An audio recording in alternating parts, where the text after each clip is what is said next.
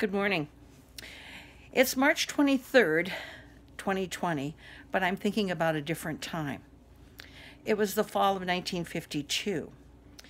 I was not well. I had a terrible sore throat, headache, fever, and lots of dizziness. My mother thought it was tonsillitis, but after having it for about 3 days, she called the doctor, and the doctor, who made house calls at that time, came to our house and examined me.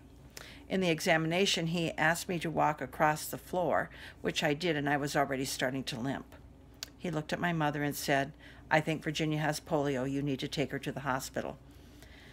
So I arrived at the hospital, and the hospital was so full at Sioux Valley in Sioux Falls, South Dakota, that I was placed in a crib the first night. The next day I was moved to a ward with approximately 8 beds in it, and in the bed next to me was my sister Ruth, who had come into the hospital the night before. 2 days later, my brother Larry was also hospitalized. Larry and I shared the same atrophy, the weakness on the right side. Polio affected the spine and the nerve system, and it either resulted in paralysis of the limbs or of the chest. And when it affected your respiratory system, you had to be put into an iron lung. So down the hall from our little ward were people in iron lungs, and you could hear that suctioning sound keeping people alive. It was a time of terrible anxiety, I'm sure, for my parents. I didn't feel it. I was only 5 years old. I was surrounded by family, and I felt loved. Only my parents could visit us, and so at times Ruth and I would stand at the window and wave at our sister Mary and Carol out in the yard, who were polio-free.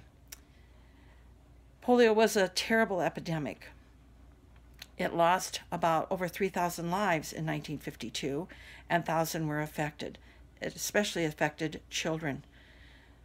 There was no communication like there was today, so not knowing was probably very, very difficult. And getting out the news of where the spread was difficult also. There were, I think, about 12 deaths in our little community alone during that time.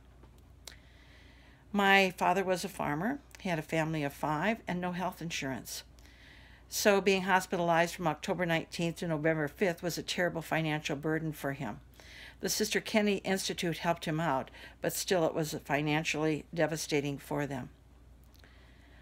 The thing that kept us going was the faith that my parents had. They believed in a God who walked beside us, who was always with us, and would get us off to the other side, and he did. There was no pity party, there was no time for panic, just caretaking.